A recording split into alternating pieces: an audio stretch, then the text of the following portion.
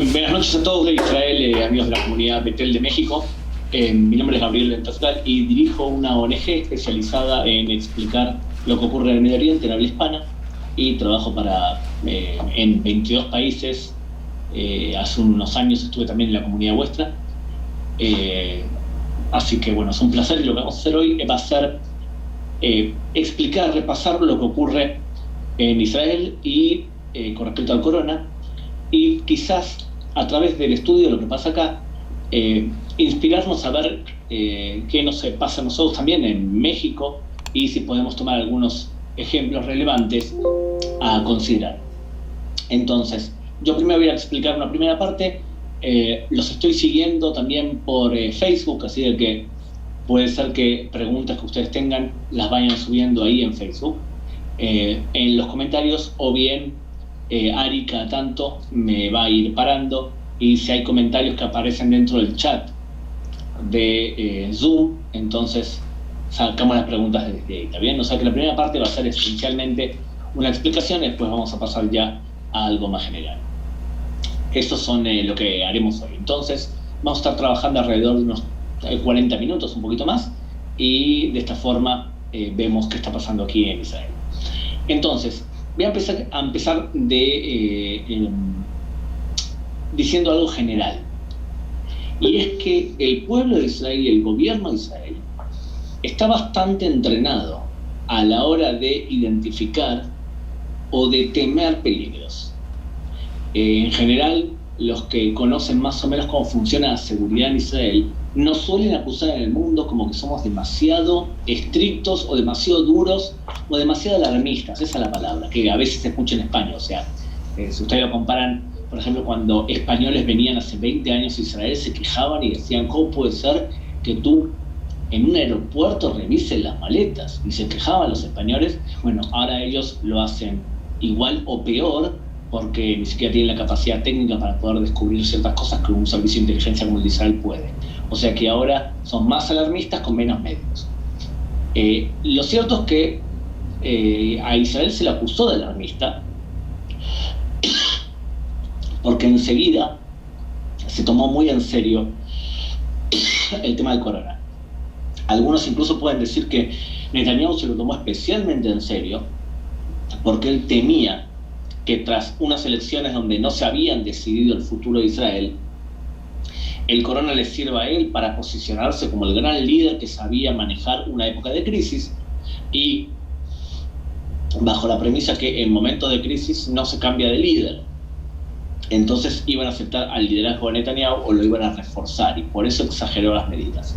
Lo cierto es que Israel desde el principio se tomó muy en serio el tema del corona, y lo vemos quizás en una serie de medidas que tomó. La primera, que el 22 de febrero ya estaban cerradas las fronteras.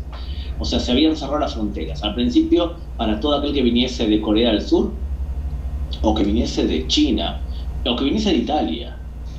Y eso nos creó problemas diplomáticos, porque ¿cómo puede ser que ustedes se apuren tanto en declarar algo así? O sea, eso fue el primer paso problemático.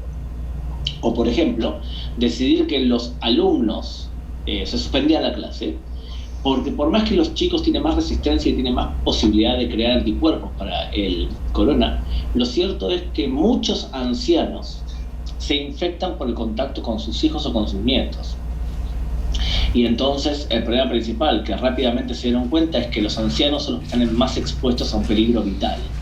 Y de hecho, si se fijan, de los 44 muertos israelíes que tenemos hasta el momento, tenemos que la inmensa mayoría de ellos son personas mayores de 70 años. Estamos hablando de que, si ayer decíamos que de 36, 28 eran mayores de 70 años. Y de esos 18 de los 26, de los 28, de los 36 muertos hace un día, ahora ya tenemos 44, pero de hace 2 días teníamos que de 36 muertos, 28 eran mayores de 70. Y de los 28, 20 eran mayores de 80 años. O sea que, evidentemente, nuestro problema es principalmente la edad anciana. Y de hecho, parte de los muertos, 6 personas han muerto del mismo asilo de ancianos que se contagiaron unos a los otros. Entonces, ese es el principal problema. El gobierno tomó medidas muy rápidas, algunos lo vieron como muy extremas. Esa fue la primera situación. O sea, ustedes lo pueden ver, por ejemplo, en comparación a medidas que yo he escuchado que han tomado en Inglaterra o en Suecia, que son para mí el paradigma de países que dijeron que la mejor forma de enfrentar a esto era permitiendo que la gente siga de alguna manera su vida diaria, de esa forma ir creando anticuerpos y que la gente lo pueda superar la enfermedad. Ahora Inglaterra, por ejemplo, se echó atrás en esa política, Suecia todavía no. Pero creo que por lo que escuché los comentarios del presidente López Obrador era más o menos el espíritu de lo que también decían en México. Pero puede ser que esté equivocado porque nomás he escuchado a refilón lo que decía el presidente de vuestro país. Entonces, lo primero es que Israel tomó medidas muy duras ya desde el comienzo. Creo que fue uno de los países que salió de la norma respecto a eso. Eso es lo primero. Lo segundo, que cuando comenzó el conflicto del corona, Israel económicamente estaba muy bien y hasta el día de hoy está mejor preparada que otros países que tienen crisis económicas mucho más graves. ¿A qué me refiero? Me refiero a, por ejemplo, a que las reservas de efectivo que tenía Israel era de 130.000 millones de dólares y una tasa de desempleo casi nula, del menos del 3% en algunos casos. A nivel general, tengan en cuenta que significa pleno empleo acá, porque parte de la población de Israel no trabaja porque realmente no está interesada en trabajar, porque el sueño, por ejemplo, de alguna persona ortodoxa es, si es posible, estudiar es más importante que trabajar, y por eso tenemos entre los ortodoxos hombres que entre el 50 y el 60% de ellos trabajan. O sea que hay otra situación buena para Israel, y es que estamos económicamente bien dotados o responsablemente dotados. Esto es importante porque si tú tienes que decidir enviar a toda la población a sus casas y dictar cuarentena para toda la población, no es lo mismo si tenés la posibilidad de pagarle a cada uno desempleo. Y es lo que Israel puede hacer, y de hecho ha aprobado gastar 30.000 millones de dólares en inversión para su propia población, que está destinada a varios temas diferentes. O sea que eso es un segundo punto importante, y era que Israel estaba mejor preparada desde el punto de vista económico quizás que otros países de la región. El tercer punto importante es que la población de Israel es joven. Para los que visitaron y que visitan habitualmente Israel, estamos hablando de una población donde cada familia suele tener 3 hijos. O sea, el promedio de natalidad de Israel es de 2.9. Y no digo solamente los ortodoxos, también las personas laicas tienen normal 3 hijos. Mientras que en Europa el índice de natalidad es 1.2 y en España, por ejemplo, es 1.1. Hay mucha diferencia. Y por lo tanto, cuando la población es más joven, es previsible que pueda defenderse mejor ante un virus como este. O sea que ya tenemos 3 factores importantes. El cuarto factor importante es que el gobierno decidió utilizar el servicio de inteligencia y todas las ramas del servicio de inteligencia para poder enfrentar la crisis como si fuese una guerra. O sea, ustedes imagínense lo siguiente. Tenemos la unidad Talpiot, que es la unidad que trabaja sobre cómo solucionar problemas. Bueno, la unidad Talpiot está destinada en este momento a, por ejemplo, inventar respiradores que sean mucho más baratos y mucho más ejecutables con materia prima y de esa forma que no tengamos el problema de falta de respiradores, que es un problema muy serio. En Israel en este momento, por ejemplo, hay 2.860 respiradores, por más que el gobierno ha dicho que vienen para aquí máximo 11.000. Y en este momento tenemos 106 israelíes que necesitan respiradores. O sea que en este momento hay sobrantes 2.700 respiradores, que son importantes porque una persona que necesita un tratamiento más serio, que su estado es más grave, necesita respiradores, y uno de los problemas que se presuponían en Israel era la falta de respiradores. Bueno, el servicio de inteligencia está destinado, el Talpiot o los exalumnos de Talpiot están destinados a solucionar ese problema. De la misma forma que digo esto, el servicio de inteligencia de Israel, el Mossad, deambula por el mundo haciendo compras. Si tienes dinero puedes hacer compras. Y si tienes contactos, también puedes ser cómplice. Y el Mossad tiene ambas cosas de alguna manera. Evidentemente es una competencia con otros países que vienen con maletas llenas de dinero, como pueden ser los países del Golfo Pérsico, que intentan comprar lo mismo que Israel, pero de forma más efectiva, porque tienen más efectivo. O sea que la pregunta es cuánto ha gastado. Por ahora se calcula que ha gastado $2.000 millones en Israel en comprar materias primas. Eso nos ha provocado que empezamos este conflicto con una carencia muy importante de todo lo que tenga que ver con kits de pruebas. Porque uno de los problemas que hemos visto, y que ustedes lo notarán también, es que cuando veo que un país, tomemos el caso de Venezuela, denuncian que tienen 144 enfermos y tienen 5 muertos. ¿Está bien? Ahora, ustedes se imaginan que ese dato es correcto, o sea, que es confiable. Yo no creo que ninguna persona que conozca más o menos el régimen de Venezuela puede creer que es algo confiable realmente. Venezuela, 146 contagiados y 5 muertos solamente. Evidentemente, cuando un país no tiene la posibilidad o no hace pruebas, y bueno, es muy difícil saber cuánto de la población realmente está infectada, o sea, está sufriendo por el corona. No, para que vean cómo empezamos nosotros. Empezamos con 300 pruebas por día que éramos capaces de hacer, y ahora estamos en 8.500 por día. O sea, a nivel comparativo con cantidad de población que tenemos en Israel, que son casi 9 millones de personas, es el país número 1 del mundo en cantidad de pruebas que se hacen. Pero tenemos un problema, y es que nos faltan los palitos y todo el químico que permite constatar si uno está enfermo o no está enfermo.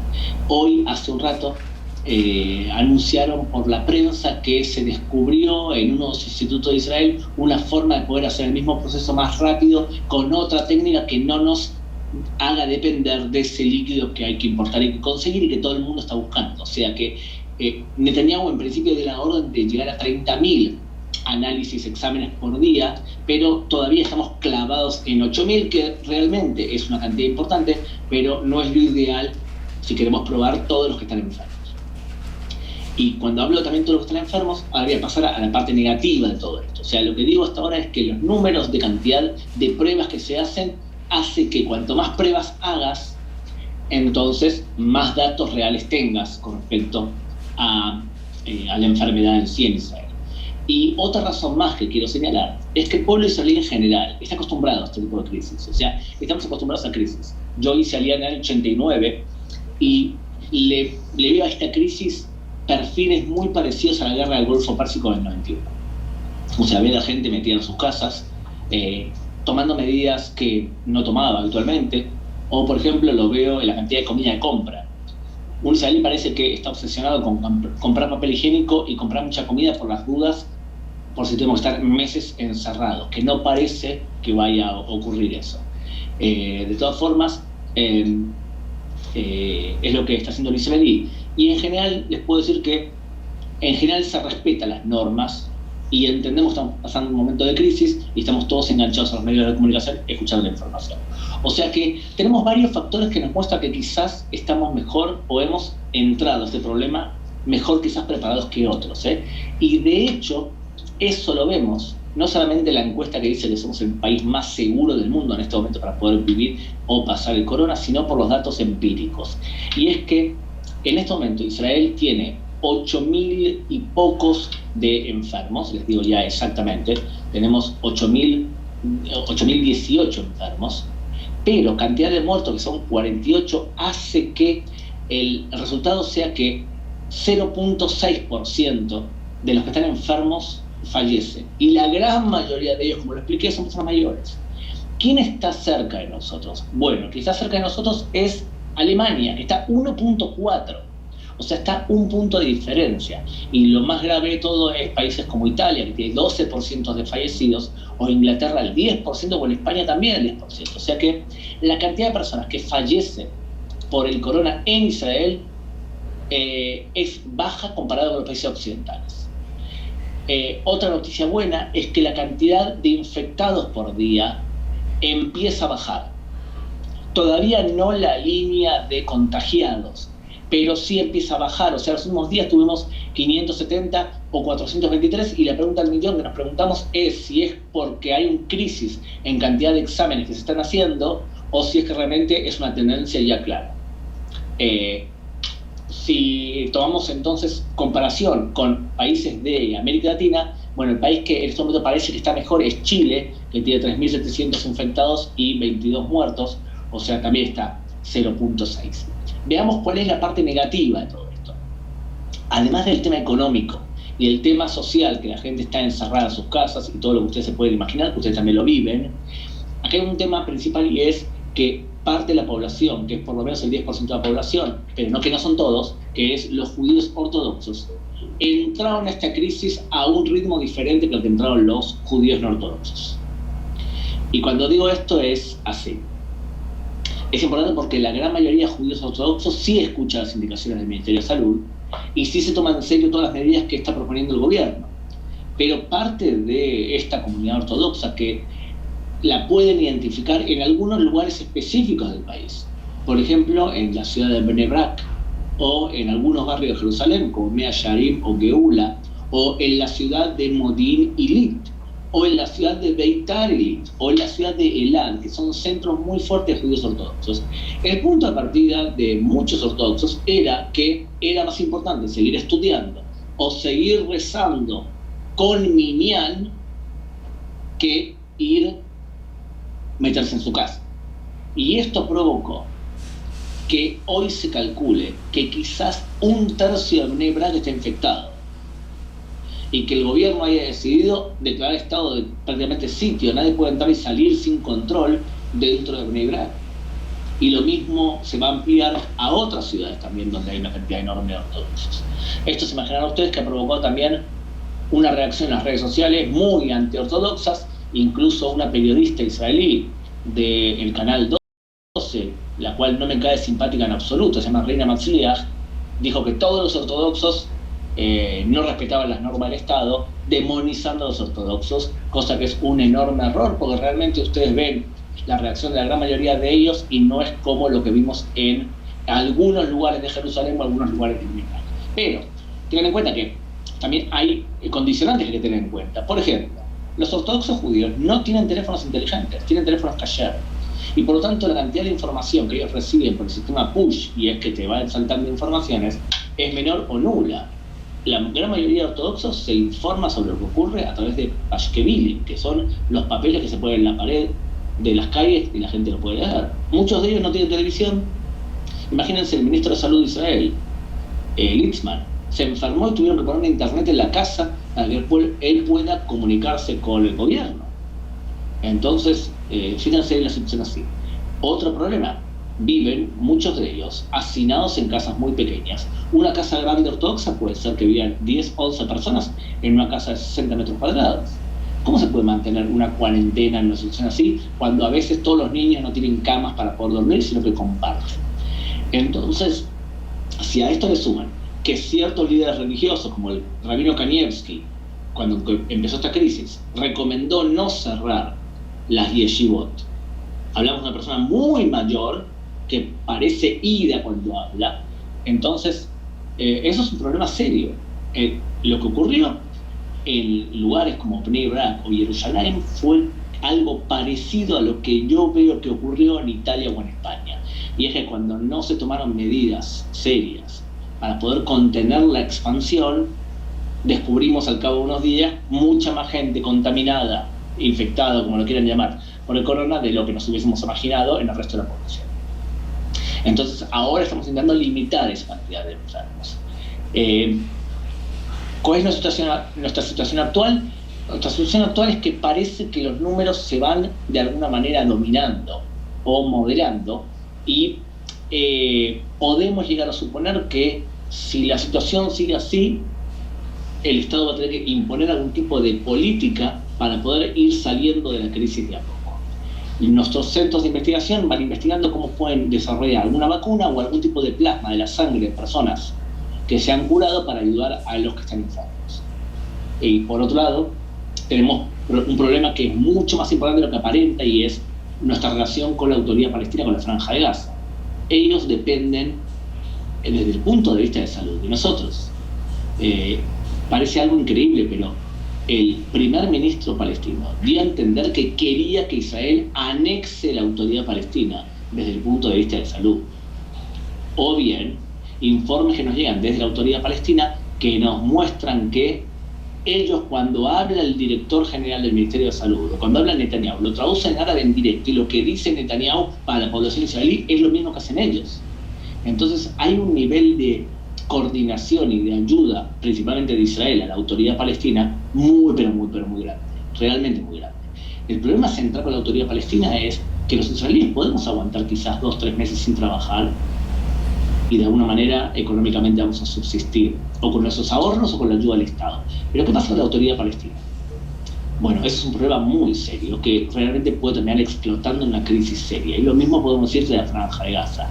Desde la Franja de Gaza no nos disparan cohetes porque está realmente la situación relativamente calmada. Han hecho un intento de disparar un cohete y fue respondido rápidamente por Israel y ahí quedó. Hoy la autoridad palestina, la Franja de Gaza, dirigida por el Hamas, amenaza a Israel que si ellos no cuentan, no consiguen de Israel por lo menos 100 respiradores, entonces 6 millones de israelíes no van a poder respirar por culpa del ataque de ellos.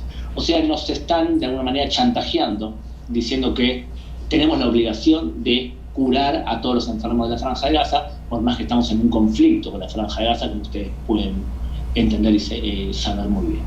O sea que a nivel general, podemos decir que si lo comparamos con Europa, vamos tirándola. El tema de educación, de que se trata de un tema complejo, en donde debemos cuidarnos unos a los otros, sí está muy latente. Vemos un aumento de la cantidad de policías y de soldados que deambulan por la calle mandándonos a nuestras casas. Yo cada tanto escucho un auto con megáfono que va diciendo a la gente: usted que está corriendo por el parque, vuelve a su casa, y demás. Podemos salir de nuestra casa, podemos salir desde el punto de vista legal. 100 metros de tu casa por un periodo muy corto de tiempo, puedes ir a hacer compras de comida y de remedios o hacerte algún análisis médico. Nos piden que el próximo Pesaj lo pasemos solamente con nuestra familia nuclear, como si fuese un pedido, pero que suena a una orden, de hecho, y podemos reunirnos con otra persona más que no sea familiar nuestro.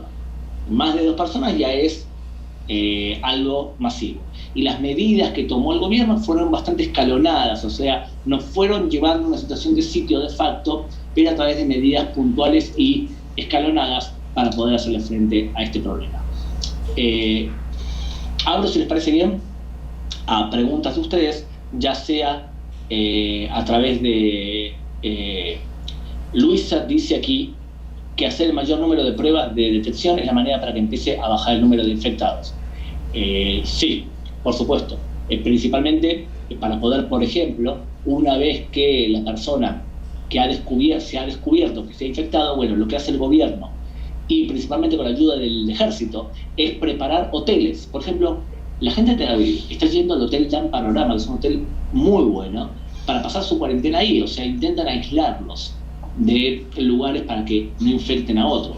Pero para eso necesitas una cantidad enorme de gente, y además tengan en cuenta que a veces el examen que se hace para una persona es un examen que hoy te da negativo, que no tienes corona, y mañana sí. O sea, prácticamente tenemos que los israelíes, muchos de nosotros, sabemos todos los días si queremos saber en qué estado estamos toda la población y quién está infectado y quién no.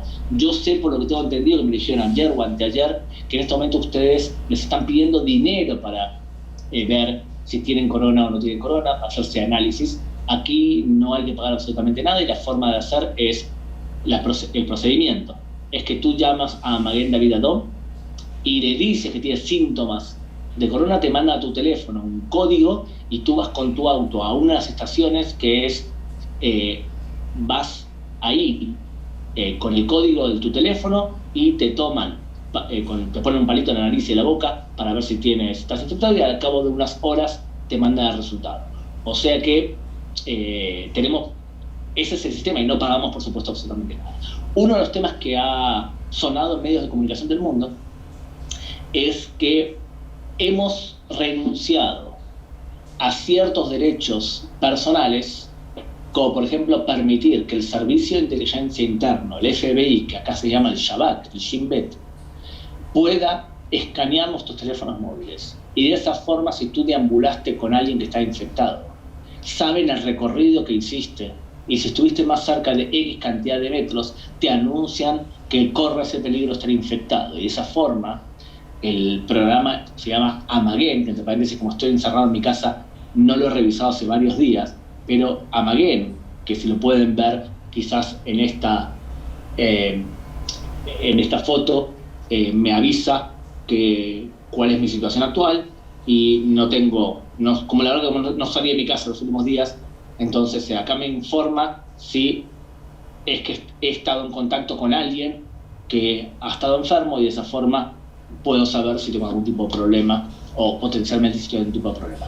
Eso es algo que, por un lado, tenés que tener tecnología para poder hacer algo así. En general, el servicio de inteligencia lo utiliza para poder evitar atentados terroristas, y ahora lo está utilizando para poder protegernos a nosotros. Pero, evidentemente, hubo toda una discusión al principio si era lógico o necesario que penetre en nuestros derechos individuales para poder defendernos de esa forma. Y en general, la población israelí entiende que es necesario esto. Tengan en cuenta, porque estamos acostumbrados nuevamente a renunciar a ciertos derechos individuales en pos de un beneficio común o general. Eso es la ventaja de vivir tanto tiempo en conflictos como lo que vivimos nosotros, ¿no? Muy bien, si te parece bien, vamos entonces a preguntas, ya sea a través de Ari o a través de ustedes en Facebook. Muy bien, aquí en la plataforma de Zoom tenemos unas preguntas. Jaime pregunta: ¿qué recomiendas desde la experiencia de Israel? ¿Cómo actuar en México, en la comunidad judía aquí de México? Esa es una. ¿Quieres que te lea varias o...? Mira, vamos por parte, porque esto es importante. Lo que acaba de decir Jaime es importante por otras razones también. Me prefiero detenerme esto en un segundo, ¿vale? Adelante.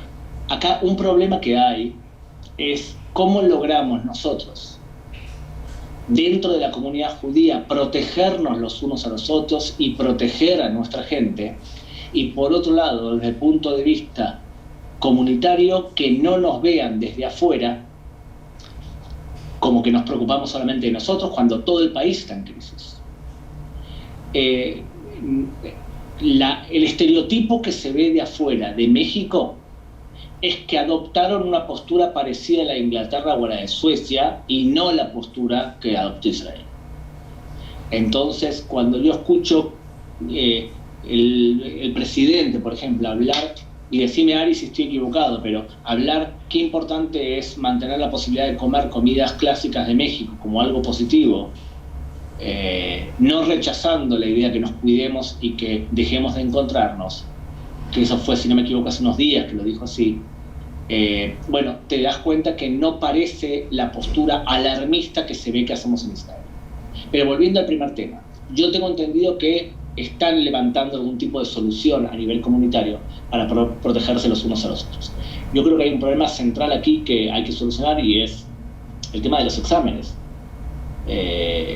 Si ustedes tienen que pagar $160, si no me equivoco, para poder hacer un examen de corona, ahí estamos en un problema serio, porque debería ser algo mucho más fluido y una inversión mucho más importante, porque realmente, como bien dijo Luisa en el Facebook, realmente es un tema que lo podés llegar a dominar si tenés información creíble, confiable. Entonces, eso por un lado. Y por otro lado, evidentemente, de forma terminante, proteger a nuestros ancianos. Proteger a nuestros ancianos, porque es la población que está más expuesta a fallecer por el corona. O sea, ese es otro tema muy importante que yo me imagino que hay medidas o a nivel comunitario o a nivel nacional, porque eso es realmente un tema muy, pero muy importante. Y por otro lado, un nivel de empatía comunitaria muy importante. Y creo yo que ese nivel de empatía comunitaria, que se traduce en, desde pensar a nivel comunitario cómo solucionamos el tema de las escuelas o de la educación, o a nivel comunitario cómo hacemos para poder que todas las personas ancianas reciban comidas en sus casas a través de voluntarios que les lleven comida. Seguramente lo deben estar haciendo ustedes, algo parecido. Pero yo divido en dos niveles. El nivel 1, cómo hacer para no quedar dentro de México como que lo único que te importa son tus judíos y no toda la población en general. ¿Cuál es el balance, verdad? y por otro lado, cómo demostrar una solidaridad comunitaria en el cual protegemos a los miembros de las comunidades a nivel general y a nivel comunitario específico, por ejemplo, los casos de Betel internamente dentro de Betel. Es un punto, creo, que a tener en cuenta, ¿verdad? Muy bien, hay otra pregunta que dice, ¿la situación del COVID acerca o aleja a Israel de los palestinos? Pregunta Bronia. Sí, los acerca mucho, y de hecho los acerca en muchos aspectos ha sido beneficioso para Israel. Por ejemplo, Irán, que estaba deambulando por Siria e intentando fabricar misiles en Líbano. Irán es un problema serio para el corona, porque lo que ha hecho es, no han cerrado las fronteras y han permitido que gente viaje desde Teherán hasta Qom, que es el centro religioso fundamental de los chiitas en Irak. Y ahí fue el centro de la propagación de la plaga, de la epidemia. Entonces, tenemos muchos iraníes enfermos. Las cifras oficiales de Irán, que yo precisamente no les creo nada, o sea, ni a Rusia le creo nada, ni a Venezuela le creo nada, ni por supuesto a Irán. Irán habla de 55.743 infectados y 3.452 muertos. Es probable que la cifra sea por lo menos 3 veces más. Entonces, ahora Irán está intentando sobrevivir al régimen. El hecho de que estén tan preocupados por sus problemas internos hace que estén menos preocupados en hacer problemas en Siria o en Líbano. Uno de los temores de Israel es si Irán está aprovechando que todo el mundo está pensando en otra cosa para terminar de desarrollar sus armas nucleares, el programa de armas nucleares que evidentemente tiene. Ahora, con respecto nuevamente a los palestinos, se acerca a los palestinos, pero se acerca a los palestinos desde un punto de vista táctico, porque los palestinos entienden que necesitan a Israel y su capacidad para poder enfrentar esa crisis. Por otro lado, la misma autoridad palestina que le pide ayuda a Israel y que se apoya en Israel, los medios de comunicación oficiales de la autoridad palestina dicen que los soldados israelíes deambulan por las calles palestinas expandiendo el virus a propósito, o que el virus es un plan diseñado por Estados Unidos y por Israel para dañar al mundo musulmán. Bueno, también eso convive con eso. O sea que creo que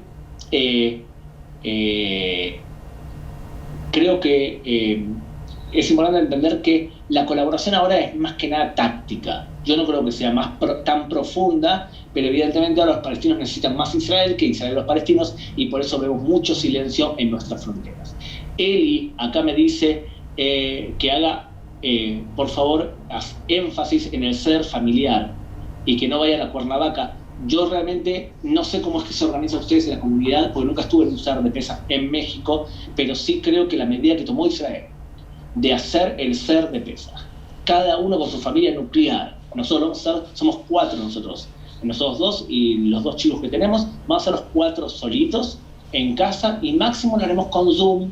Es verdad que nosotros no tenemos problema en utilizar Zoom en Pesaj, pero si ustedes pueden hacerlo también, es imprescindible.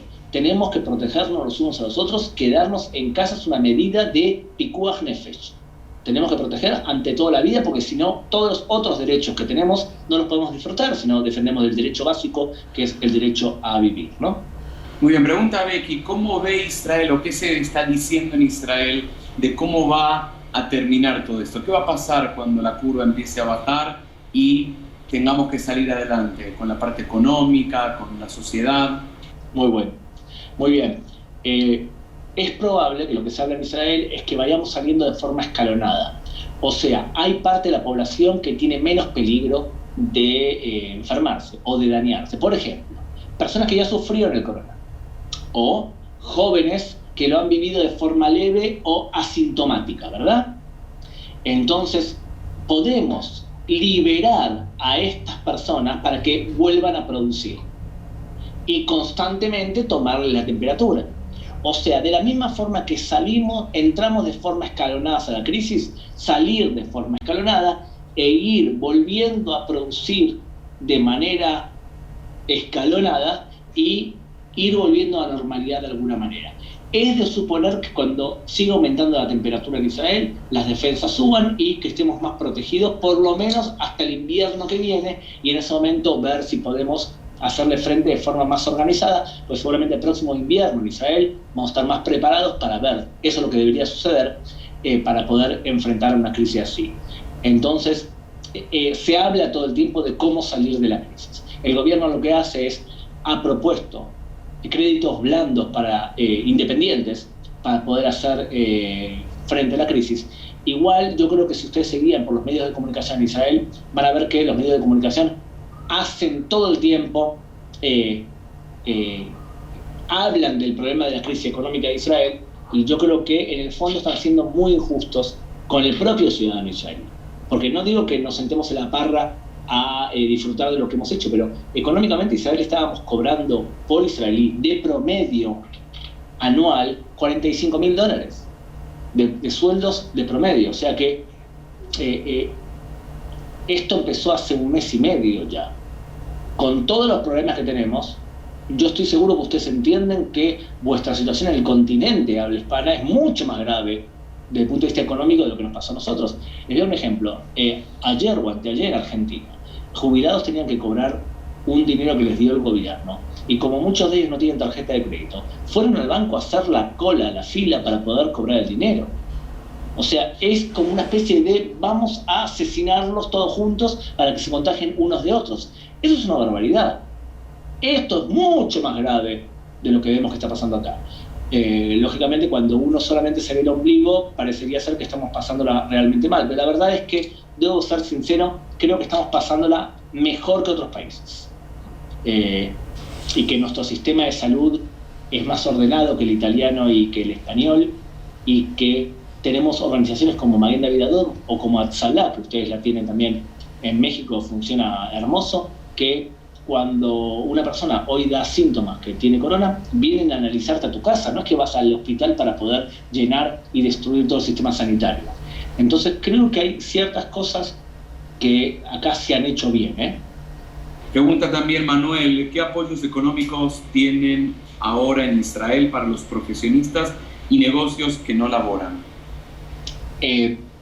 Muy bien. Por un lado, los que son profesionales independientes, los que tienen sueldo, los que trabajaban, es decir, hay varios niveles. Tienen, por ejemplo, empleados que fueron sacados a lo que se llama halat, que es vacaciones sin sueldo, sin goce de sueldo.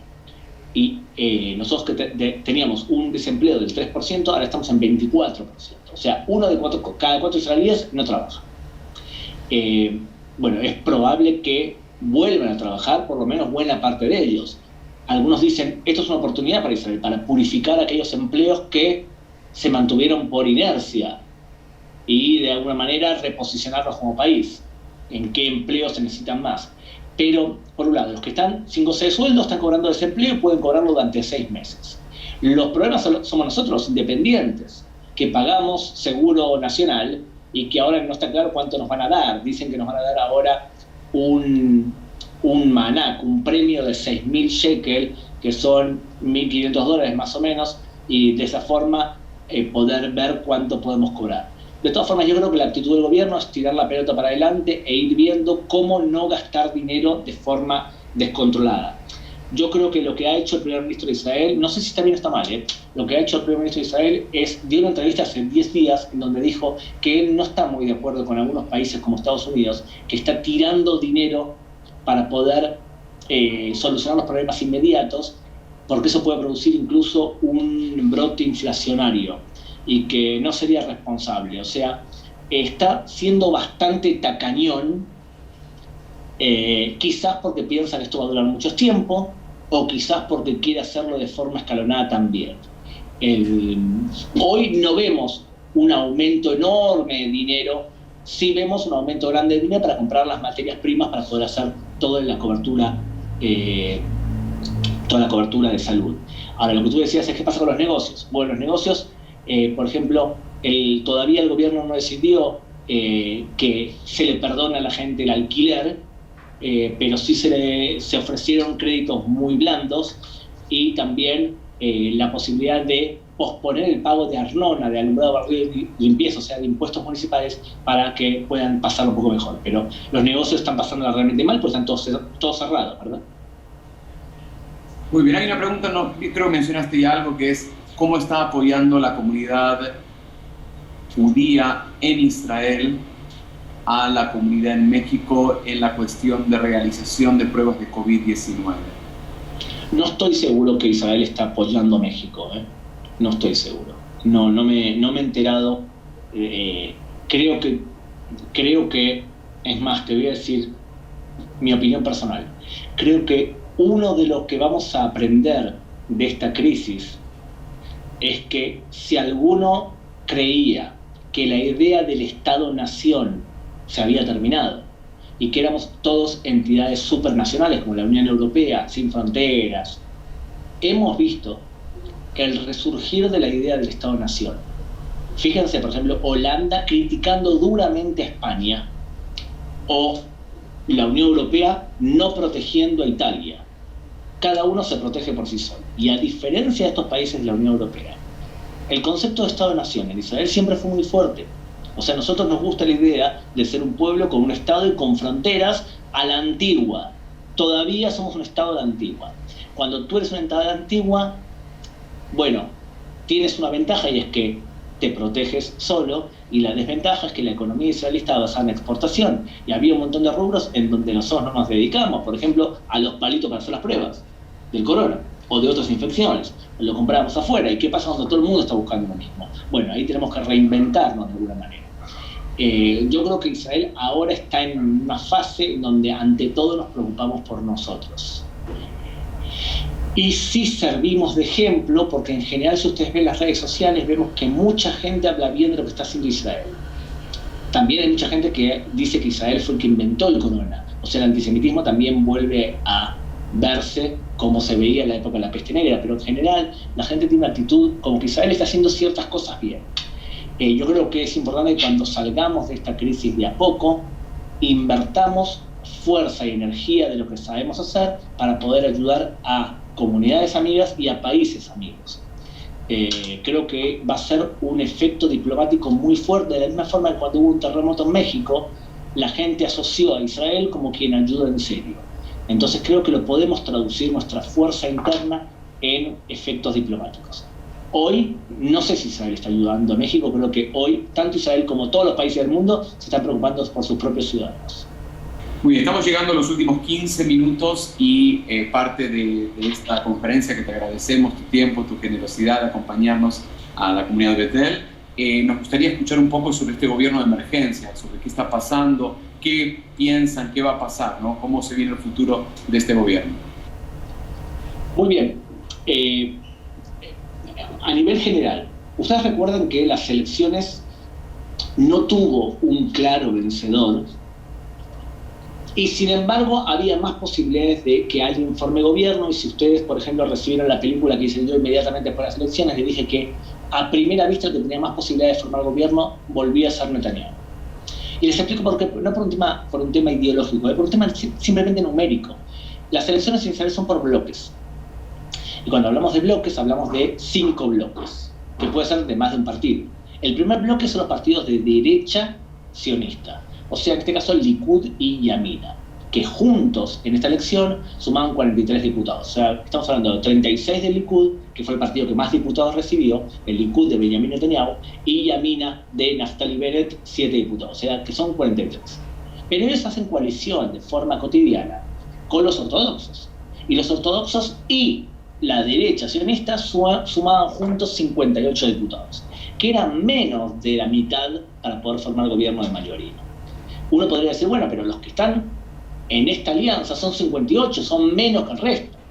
Y el mapa político, de hecho, se dividía en dos. Se dividía en los que están a favor de Netanyahu, los pro-Bibi, 58, y los anti-Bibi. ¿Y qué unía a los anti-Bibi? El hecho de ser anti-Bibi. O sea, el hecho de estar en contra de Netanyahu. Y esos sumaban 62. Y dentro de los 62 teníamos a todo el bloque, lo que se llaman Cajol Labán, que de hecho son 3 partidos políticos, a la alianza entre el Partido Laborista y Meretz, y por otro lado la lista árabe. Estos todos juntos sumaban 62. Y por eso recibió derecho para formar gobierno. El derecho se lo da al presidente del Estado y le da durante 28 días al candidato para formar gobierno, en este caso Benny Gantz, porque eran 62. Pero es un error pensar que esos 62 son tan homogéneos o cohesionados internamente como son los 58. Porque dentro de los 62 tenés 15 diputados que son diputados árabes, que son vistos para buena parte de la población israelí, incluso para el partido de Cajol Labán, como un ente con el cual no se hace coaliciones de gobierno. ¿Por qué no se hace coaliciones de gobierno?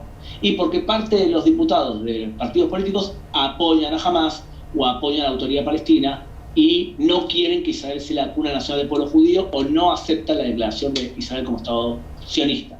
O sea, son lo que se llama antisionistas. Estos partidos árabes han apoyado gobiernos de Israel, pero lo han apoyado desde afuera. Ahora, para poder formar gobierno, tenían o bien que apoyarlos desde afuera, pero si lo apoyaban desde afuera no tenían suficiente para poder ganar elecciones. O sea, no estaba bien claro que podía Benny Gantz sostener su gobierno con el voto de los 15 diputados árabes. Porque fuera de los 15 diputados árabes, sumaban entonces mucho menos que la derecha, 46. O sea, la izquierda y el centro sumaban 46, más los 47, más los 15 de los diputados árabes sumaban todos juntos 62, pero no una cifra real. Y lo que ocurrió fue que parte del partido de Cajol Labán, el partido de Benny Gantz, dijo: nosotros no queremos formar gobierno con los partidos árabes. Incluso parte del Partido Laborista dijo, o sea, una diputada de los 7, no quiero formar gobierno con los partidos árabes. Eso lo que provocó fue una ruptura interna dentro del partido. Y si a eso le agregamos la crisis del corona, lo que ocurrió fue que Netanyahu empezó a ser visto como el padre que sabe manejar la crisis. Yo no sé si es verdad o es mentira que él sepa manejar la crisis mejor que Gantz, pero sí lo que entiendo es que cuando hay una crisis como la que estamos viviendo, la gente, una de las cosas que no quiere es probar a ver si el que viene después va a ser mejor que el que está ahora. Entonces, ese es un pensamiento para parte de la población. Las encuestas estaban dando que si se llamaban las cuartas elecciones, Netanyahu iba a recibir mucho más votos que Gantz. O sea que podía ser que sea una derrota mayor, y además llevar a cabo una elección en esas circunstancias podía ser realmente muy grave. O sea que ante esa situación, lo que ocurrió fue que Gantz internamente se desligó de su partido político, y esa fue quizás la gran hazaña de Netanyahu, fue que rompió la alianza de Cajol Labán y fue a una alianza, o está hablando para una alianza con Netanyahu. Lo que ocurrió de verdad es que ahora Gantz perdió todas las cartas, ya se sabe todas las cartas, y lo que creo que está haciendo Netanyahu es desgastándolo y humillándolo políticamente. O sea, no se cierra un gobierno de unidad nacional porque como ya logró romper la alianza del partido de Benny Gantz, ahora le puede ofrecer mucho menos de lo que estaba ofreciéndole antes. ¿Qué le había ofrecido antes? Un gobierno igualitario, los mismos ministros y además una rotación para el cargo de primer ministro. Bueno, yo puede ser que creo que quizás haya rotación, pero creo que Netanyahu lo que está haciendo es estirando un gobierno de unidad nacional porque cree que el tiempo juega a favor de él. Mientras que Benny Gantz no parece que está tan obsesionado por ser primer ministro como sí lo está Netanyahu. ¿Qué pasa con la investigación en contra de Netanyahu? Y tenía que empezar en marzo, ahora va a empezar en mayo por el tema del corona, y hay que ver si realmente va a ser condenado como culpable, porque a pesar de lo que aparenta, no es tan claro que los casos en su contra sean tan contundentes, ¿eh? Hay que tener en cuenta eso.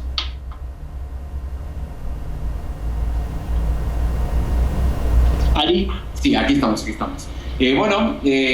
Agradecerte mucho. Tenemos un montón de comentarios de gente que te quiere aquí en México, que te mandan abrazos, los Reichman, pero un montón de personas después lo vas a poder ver dentro de los comentarios. Agradecerte tu claridad, tu exposición, y ojalá que pronto te podamos invitar personalmente a acompañarnos aquí en la comunidad.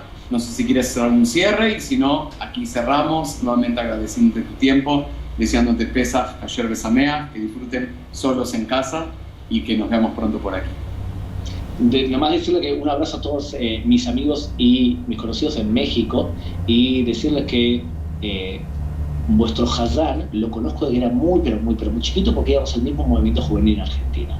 Y además de ver lo que él está haciendo en las redes sociales y la forma que moviliza a la comunidad, ustedes en la comunidad han sido bendecidos por una persona que tiene pasión por lo que hace. Así de que cuando hace unas horas me dijo que si estaba dispuesto a hacer lo que estoy haciendo ahora, evidentemente no solamente porque son ustedes, sino porque es él que me lo pide, es una obligación moral apoyar a alguien que está haciendo un trabajo tan hermoso como el que está haciendo Ari en México. Así que un abrazo grande y Hatzameach a todos.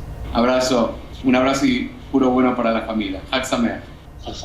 Gracias.